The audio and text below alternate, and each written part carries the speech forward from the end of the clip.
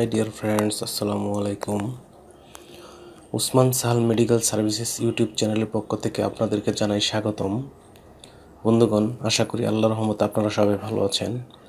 আজকের ভিডিওতে আমি আপনাদেরকে প্রাপ্তবয়স্ক এবং বাচ্চা উভয়দের অ্যালার্জিক রাইনাইটিস, সাধারণ ঠান্ডা, কাশি বা সর্দি, নাক দিয়ে পানি পড়া, নাক বন্ধ থাকা ইত্যাদি সমস্যার সমাধানে অত্যন্ত কার্যকরী একটি ট্যাবলেট বা সিরাপের নাম, দাম, গ্রুপ বা জেনারিক নাম, প্রস্তুতকারক কোম্পানির নাম, খাওয়ার নিয়ম এবং এর সাইড এফেক্টস বা পার্শ্ব প্রতিক্রিয়া সম্পর্কে আলোচনা করব। তবে ভিডিওটি শুরু করার আগে আপনাদের প্রতি রিকোয়েস্ট, আপনি যদি আমার চ্যানেলে নতুন হয়ে থাকেন তাহলে অবশ্যই চ্যানেলটি সাবস্ক্রাইব করবেন এবং পাশাপাশি লাইক, কমেন্টস এবং শেয়ার করবেন।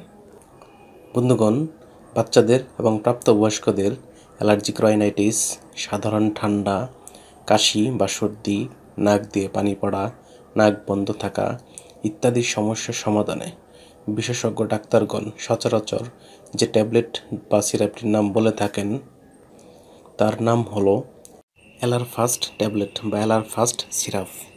এটির গ্রুপ বা জেনারিক নাম হলো ফ্যাক্সোফেনাডিন হাইড্রোক্লোরাইড। এটির উৎপাদনকারী প্রতিষ্ঠানের নাম হচ্ছে বায়োফার্মা ল্যাবরেটরিজ লিমিটেড। অ্যালারফাস্ট ট্যাবলেট যেটির মাত্রা 120 মিলিগ্রাম, সেটির দাম প্রতি পিসের দাম 8 টাকা। যেটির মাত্রা 180 মিলিগ্রাম, সেটির প্রতি পিসের দাম 10 টাকা এবং অ্যালারফাস্ট সিরাপের দাম 55 টাকা।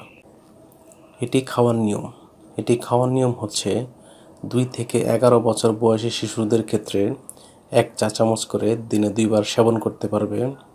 অন্যদিকে যাদের বয়স 6 থেকে 11 বছর তারা 30 মিলিগ্রামের ট্যাবলেট অর্থাৎ 60 মিলিগ্রামের ট্যাবলেট অর্ধেক করে দিনে 2 বার সেবন করতে পারবে। একই সাথে যাদের বয়স 11 বছর বা তার ঊর্ধ্বে অর্থাৎ প্রাপ্তবয়স্ক তারা 60 মিলিগ্রামের প্রতিটি ট্যাবলেট দিনে 2 বার সেবন করতে পারবে। 120 মিলিগ্রামের ট্যাবলেট দিনে 1 বার এবং 180 মিলিগ্রামের ট্যাবলেট দিনে 1 বার সেবন করতে পারবে। এই ট্যাবলেটটি খাওয়ার পর সামান্য কিছু সাইড এফেক্টস বা পার্শ্ব প্রতিক্রিয়া দেখা দিতে পারে, যেমন ঘুম ঘুম ভাব বা নিদ্রা ভাব, ক্লান্তি, মাথা ব্যথা সহ অন্যান্য পার্শ্ব প্রতিক্রিয়া পরিলক্ষিত হতে পারে।